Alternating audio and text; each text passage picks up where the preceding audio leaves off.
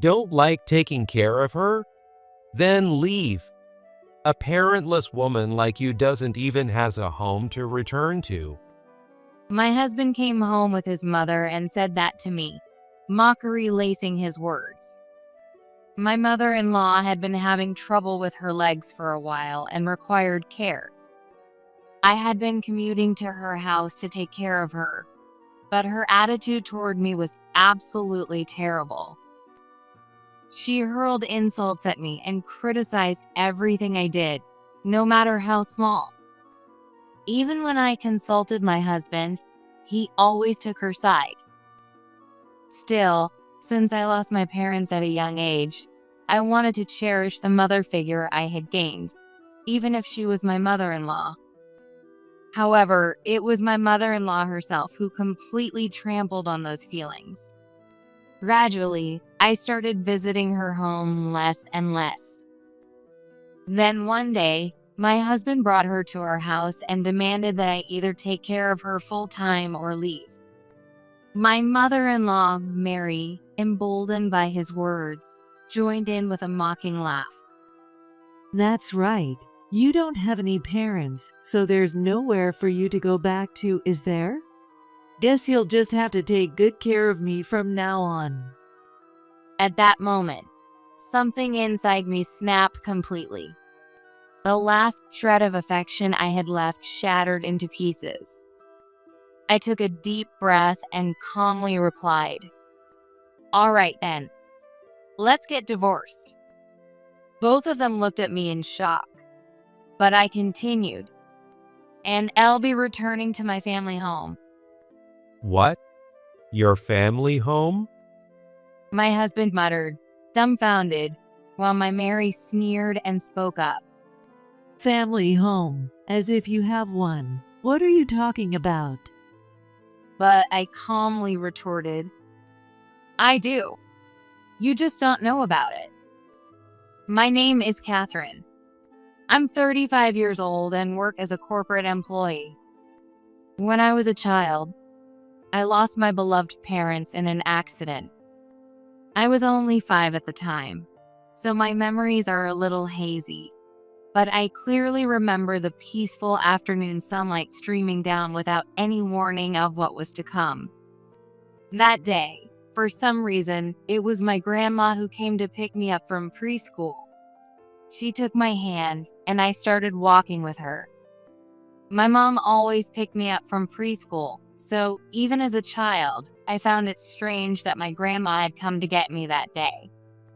My grandparents' house wasn't too far from the preschool, but it wasn't especially close either. Today, Grandma is picking me up. I don't remember what kind of expression my grandma had when I said that so casually. She took me straight to the hospital, but that day, I wasn't able to see my parents. Because of the severity of the accident, they must have decided it was best not to let a young child like me see them. I had an older brother, Alex, who was 3 years older than me, but he was only 8 at the time. Just like me, he stood outside the hospital room, silently watching as our relatives rushed around in a panic. There were so many adults, yet my mom and dad weren't among them, and that made me feel a little uneasy. I learned later that my dad had taken a day off from work that day. He and my mom had gone out shopping together. On their way, their car was hit by a driver who had fallen asleep at the wheel, and they were rushed to the hospital immediately. Sitting on the hard hospital chair, Alex held my hand tightly. His face was pale, and I could see how hard he was clenching his teeth, trying not to cry. He must have already realized that something terrible had happened to our parents. I didn't know anything at the time, but being suddenly taken to the hospital and seeing my brother and all the adults acting so tense made me more and more anxious, to the point where I felt like crying. What's going on? Aren't we going home? I asked over and over, but Alex never answered. The only thing I clearly remember is how his hand, holding mine, was damp with sweat. After that, we were taken to our grandparents' house. It wasn't until a few days after we started living there that we were finally told the truth about our parents' deaths. Our grandpa sat Alex and me down in the old living room, took a deep breath, and spoke. I have to tell you something painful, but from now on, Grandma and I will always be here for you. I barely understood anything that followed. You won't be able to see your mom and dad anymore. The only words that stuck in my mind were, Alex didn't cry in front of everyone. Every time I looked like I was about to burst into tears, he squeezed my hand and kept repeating the same words. It's gonna be okay.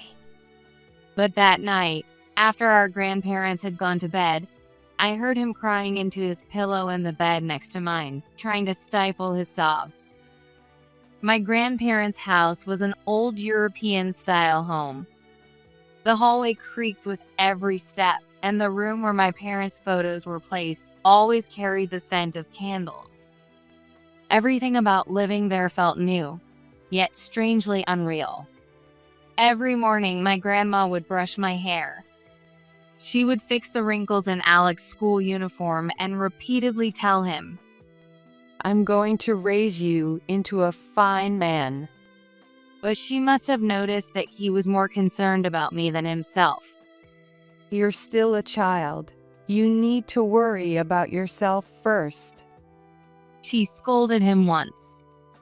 But Alex just shook his head and whispered. I'm gonna protect Catherine.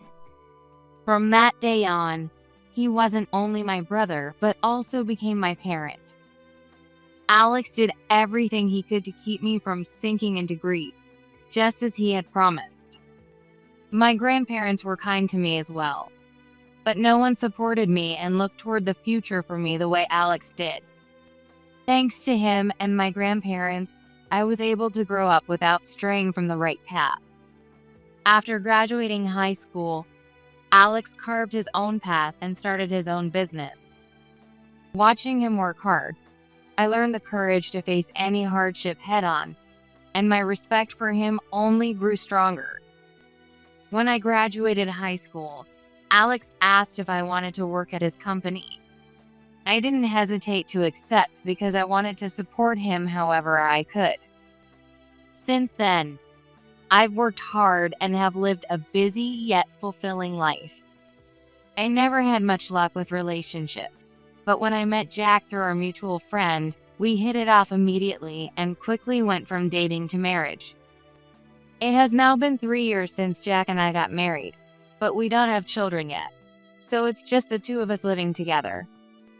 My work at Alex's company allows me to work from home without any issues, so I usually spend my days surrounded by my laptop and stacks of documents in my home office. Jack knows that I work from home doing administrative work, but he doesn't know that I work for Alex's company.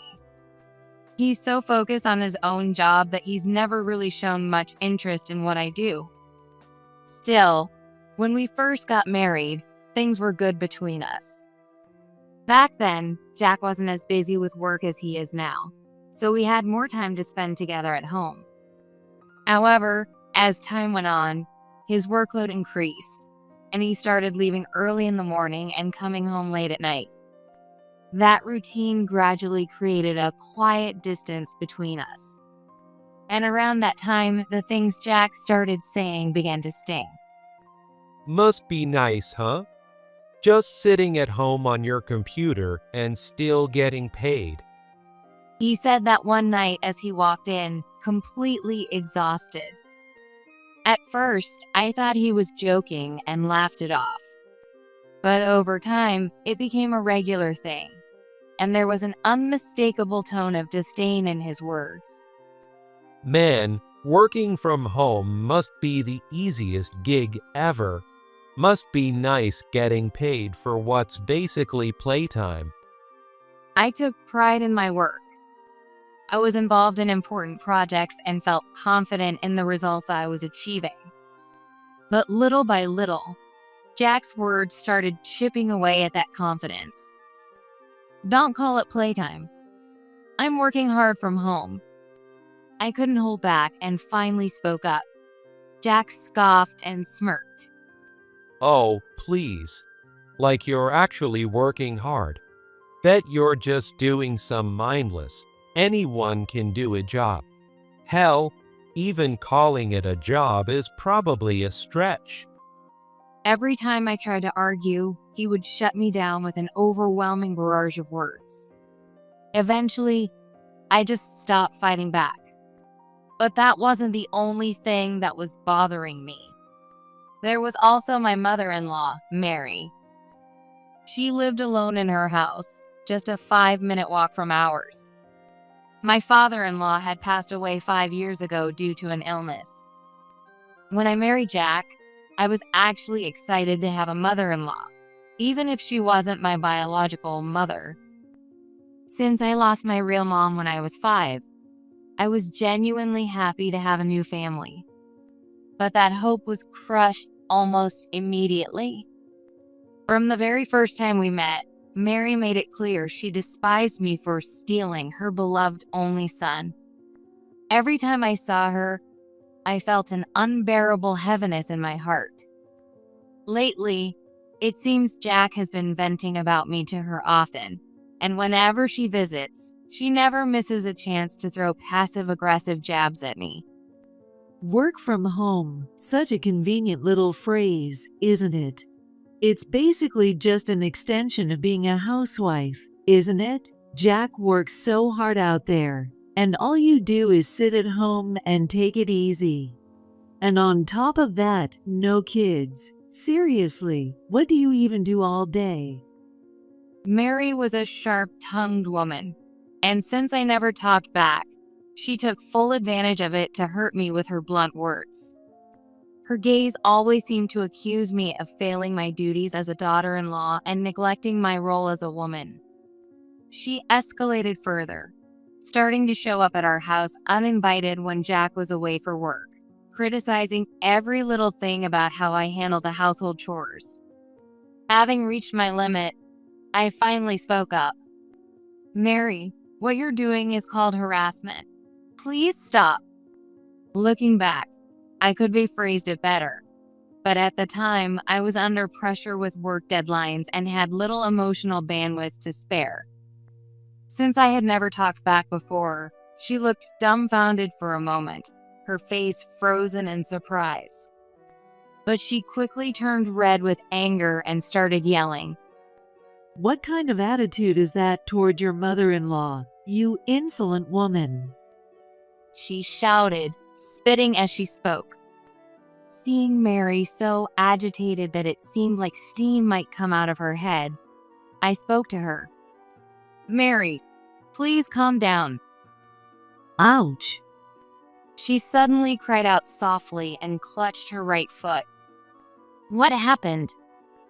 Startled, I rushed over to her. She hadn't bumped her foot on anything and suddenly started complaining of pain. What could have happened? I'm fine. I tripped at home recently, and sometimes my foot hurts because of it. I'm not feeling well, so I'm leaving for today. She snapped angrily as she headed toward the door. Are you sure you're okay? Should I call a cab for you? I asked her. Don't treat me like an old woman. My house is just a short walk from here. I don't need a cab. She spat out those words and slammed the door shut. It's not about your age. I was just worried because your foot looked painful. I murmured to myself, sighing as I stared at the now empty doorway. At the same time, a bad feeling began to creep over me. And that feeling would soon be proven right. Mom's going to need care. Her right leg seems to be in bad shape. Jack said solemnly about a month after she first complained about her foot. I knew it. Somehow, I just had a feeling. According to Jack, her right leg had gradually lost mobility, and now she couldn't get around without crutches. Jack had started looking for a care facility for her, But since he couldn't find one that met her needs, he turned to me for help. I can't find a facility for her, so I was hoping you could go to my mom's house and take care of her for now. Just until we find a place, okay? Aren't you going to help care for her? Well, you know how demanding my job is. I can't really help much with caregiving, so that's why I'm asking you. But I'll help out when I can. Given how much Mary had harassed me as a daughter-in-law, I had my doubts. But I decided to commit to helping out until they found a facility, visiting her home frequently to care for her. Maybe this would be an opportunity for her to soften her attitude toward me. I had been holding on to a faint hope. But it didn't take long for me to realize just how wrong I was. The moment I stepped into Mary's house, she refused to even look at me and coldly said, "You're not my family, so don't come here." Her words left me speechless. She truly despised me. I felt a heaviness settle in my chest. Still, I thought maybe she was just emotionally unstable since she had only recently started needing care. Forcing myself to shake off the unease, I focused on taking care of her and cleaning the house. Surely, over time, she would soften. But instead, her hostility escalated with each passing day. "Oh, you think I'm helpless and weak, don't you?" She would yell at me while I cleaned, sometimes even throwing a remote control or a newspaper in my direction. I endured it, hoping things would change, but her attitude remained the same. My stress reached its limit, so I finally decided to talk to Jack about it. But what he said was beyond anything I had expected. Hey, don't stress mom out more than she already is. If she's acting that way toward you, maybe you're the problem. His words made my blood boil, and I snapped back. So you're saying this is my fault? I've adjusted my work schedule, made time, and have been taking care of your mother.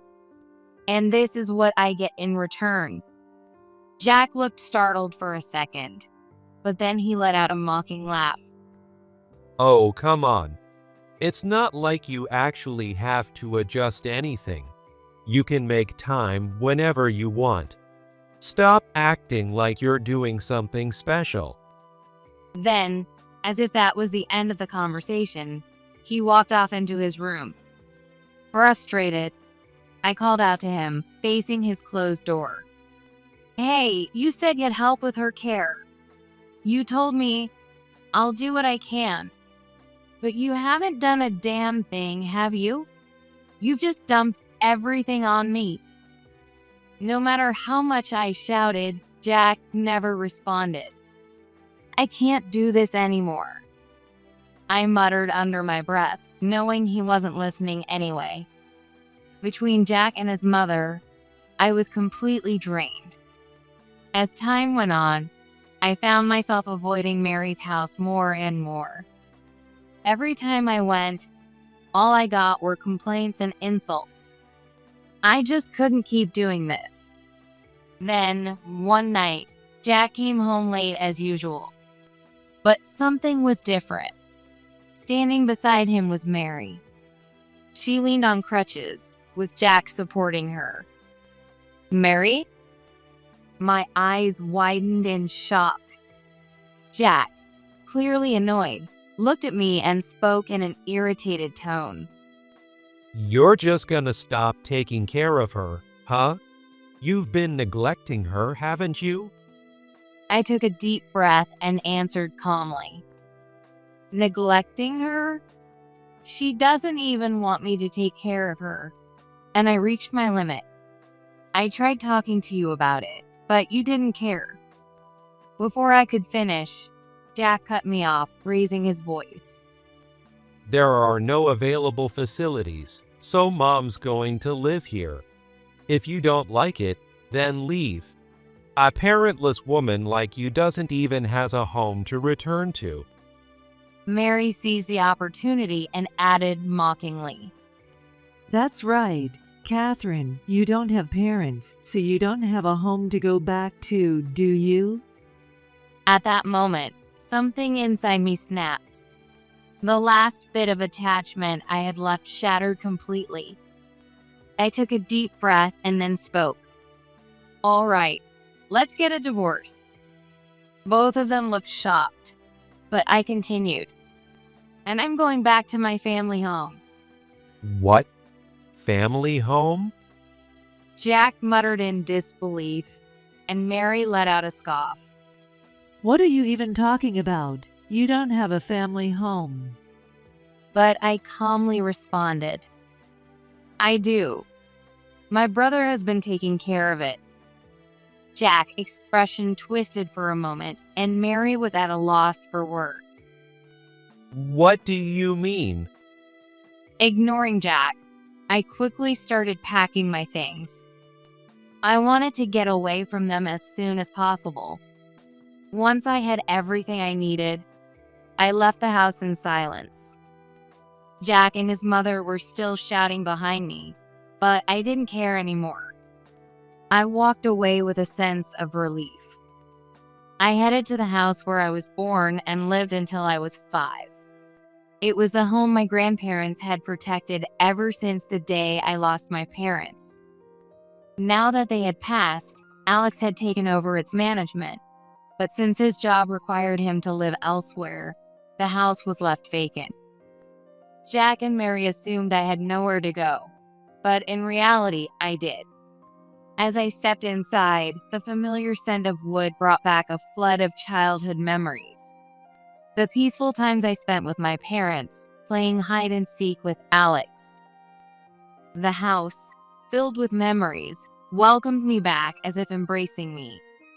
After unpacking, I spent several peaceful days there. Then one day, Jack called. I had been ignoring his calls, but he was so persistent that I finally gave in and answered. Hello. Where the hell are you? Get back here now. His angry voice pierced through the phone the moment I picked up. Calm down. You don't need to yell. I can hear you just fine. I asked you where you are. You've been ignoring my calls. I already told you. I went back to my family home. I replied in an exasperated tone. Jack, now clearly frustrated, raised his voice even more. You keep saying that, but you don't have a home to go back to. Your parents are dead, and your grandparents passed away a long time ago. Yes, my parents died when I was little, and my grandma has passed away too. But the house is still here, so I returned to it. That's all there is to it. Jack fell silent for a moment before speaking quietly. I don't understand any of this. I need to talk to you in person. Tell me where you are. We can talk over the phone. We're done. There's nothing left to discuss, and I don't see any reason to meet. I said that, but then I realized I still hadn't gotten him to sign the divorce papers. Sure, I could mail them, but it would be much more certain if I had him sign them in front of me and file them myself. As I was thinking about that, Jack suddenly pleaded in a tearful voice. Please, let's talk one more time. After hesitating, I finally decided to give him my address. The next day, Jack showed up at my family home, and I was shocked by his appearance. He looked completely exhausted, his face gaunt and his body frail. In just a few days, he had become almost unrecognizable. You? What are you doing in a place like this? I thought you had no family home. Is this really your house? Jack peered inside, looking around as if trying to make sense of it. After my grandparents passed, my brother took care of this house. You and Mary assumed I had nowhere to go, but I never once said that. I answered calmly. Jack was at a loss for words for a moment, but then frustration took over his face. You were hiding this from me all along? I supported you because I thought you had no home, no family to rely on, and you just trampled all over my kindness. A cold feeling settled deep in my chest. Supported me? I asked quietly, then continued, my voice rising. You never supported me. You looked down on me. You convinced yourself I had no home or family and wanted to keep me beneath you. You mocked my job every chance you got, and now you dare say you were supporting me? Jack stood frozen, his mouth slightly open, unable to respond. Eventually, he let out a deep sigh and softened his tone. Look, don't get so worked up. Come back, okay? Mom needs care, and I can't handle everything on my own. And housework. I mean, you've always done it, and I can't keep up. I need you, Catherine. Need me? I couldn't help but laugh. Why should I come back just to take care of your mother and clean up after you? What's in it for me? I want nothing to do with either of you anymore. Then, I pulled out the divorce papers. I've already filled out my part. Please sign here. Jack looked at the document and exploded with rage. Are you kidding me? I worked hard for you. You left, and now both Mom and I are struggling because of it. Oh, and when I was living with you, how did you treat me? You belittled me, threw insults my way, and let Mary torment me without lifting a finger to stop her. You never cared. So, what's the point of saying this now? I spoke with finality. You. Just come back now. I will never agree to a divorce. You have a duty to take care of me and my mom. You should just do as I say. Jack's face turned bright red as he yelled. Did he really think that raising his voice and trying to intimidate me would make me obey? I let out a sigh and calmly responded, If you keep making a scene, I'll call the police. And if you refuse to sign the divorce papers, I'll have a lawyer handle everything. While I'm at it, maybe I should also have them file a claim for emotional distress, considering all the mistreatment I endured from you and Mary. There's no need to take things that far. The police? A lawyer? Are you serious? If you sign the papers right now, I won't ask for compensation. When I said that, Jack clenched his jaw, his face twisting in frustration as he glared at the divorce papers. Then, in a fit of anger, he messily scribbled his signature and shoved the papers at me. Here. This is what you wanted, right? Yes, I'll file it soon. I smiled as I said that, and Jack clicked his tongue in frustration before storming out, stomping noisily as he went. After watching him leave, I wasted no time heading to submit the divorce papers. Once they were officially accepted, I let out a deep sigh of relief. And just like that, Jack and I were no longer husband and wife. We were strangers again. That evening, Alex came by to check on me. I had explained the situation to him via email beforehand, but when I gave him the full story, he laughed and patted me on the shoulder. Good for you. You finally stood up for yourself. You're free now. Take this house and start living your life again. I nodded firmly at his words. From this point on, I would move forward, no longer bound by my past. It was a moment of absolute certainty. Life at my family home turned out to be far more peaceful and comfortable than I had imagined. When I lived with Jack, I did housework out of obligation to meet his and his mother's unreasonable demands. But now, I could do it freely without anyone watching or criticizing me. Standing in the kitchen with my favorite music playing, I felt as if I were in a different world. The fridge was packed with fresh vegetables and fruit Alex had sent, and cooking with them was a joy like no other. At night, I developed a habit of reading by the moonlight streaming through the large living room windows. In the stillness, the only sound was the soft rustle of pages. I couldn't even remember the last time I had experienced such tranquil nights. As I embraced this life, the pain of my past began to feel like a distant memory. But that peace didn't last long. One day, Jack showed up at my family home again. My doorbell rang, and thinking it was a delivery, I opened the door only to find him standing there, looking even more haggard than before.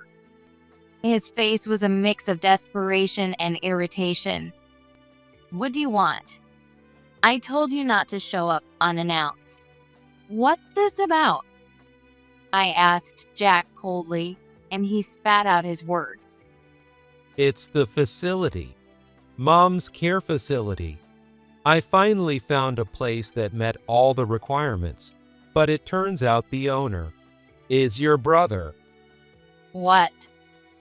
Because of him, we were rejected. I also found out you work for his company. You never told me that. I was momentarily surprised, but quickly understood. Alex had started a caregiving business, and I worked there as an administrative staff member. Jack had never known, but now everything clicked.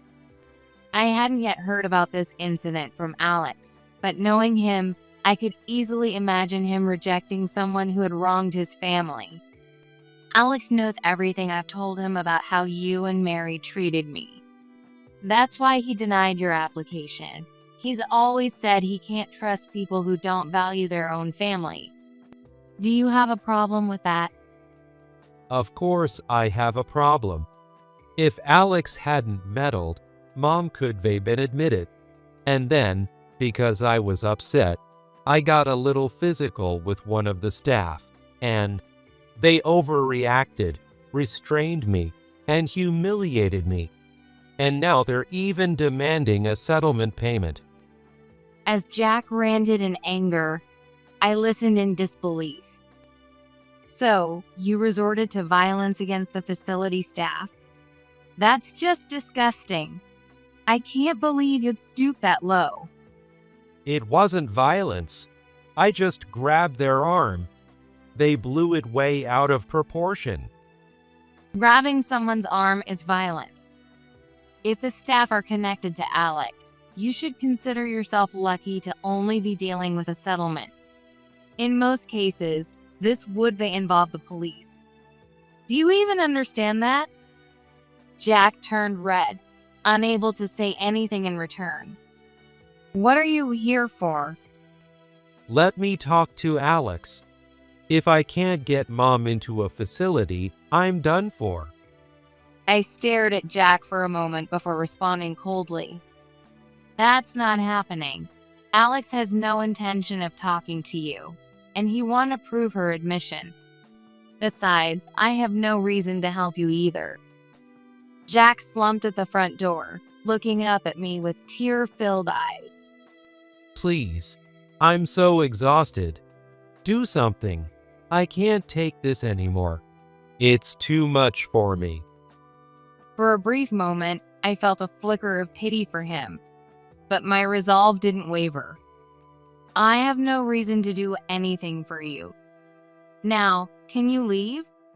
If you keep this up, I'll call the police for real this time." Jack looked at me with a pale face, but realizing I wouldn't back down, he silently stood up and shuffled away, dragging his feet. As I watched him walk off, I let out a deep sigh. This was the true end. All that was left was to move forward into a new future. I went back inside and opened the living room window. A clear breeze flowed into the room, and I felt like the weight that had been pressing on my heart had disappeared all at once. A few weeks later, I got a call from Alex. Apparently, Jack has racked up a lot of debt. It seemed he had been forced to come up with a large amount of money to get his mother admitted to another facility. Before the new facility was finalized, Mary had called Alex's facility herself, begging for reconsideration. However, she was told, "We do not accommodate requests from people who lack sincerity toward their family." This infuriated Mary, and her anger ended up being directed at Jack as well. Even after moving into the new facility, she spent her time complaining about everything. As for Jack, he had to sell their house to cover the debts and move into an old, low-rent apartment. With monthly repayments piling up and a low-paying job, his financial and emotional state had become dire. Gone were his arrogance and pride from before. Jack still calls me occasionally, though I never answer. So every time, a message is left on my voicemail. Most of them are just complaints like, "Life is so hard. Mom does nothing but nag when I visit her, and I feel miserable at work." But all of that is his own doing.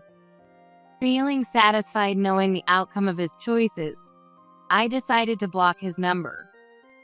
Of course, I also blocked Mary's number. Meanwhile, I've truly reclaimed my peace. With no more harassment from Jack or Mary, I've been able to spend time focusing on myself. While working, I've started slowly pursuing things I've always wanted to do. I've joined a cooking class and begun seriously learning sewing, a hobby I've always enjoyed. I'm even considering showcasing my handmade items at a local market. The joy of using my time for myself, after living a life dictated by others, is incomparable. One day, Alex came to visit me at the family home. We sat in the yard, sipping coffee and chatting. I'm so glad you freed yourself from your husband and his mother. You're finally living your life. Alex said with a laugh. His words warmed my heart, and I almost teared up, but instead, I smiled and nodded. Now, I can truly believe it. It's because of those difficult days that I can live this fulfilling, free life today. It's never too late to take back your life. I was finally moving forward toward my future.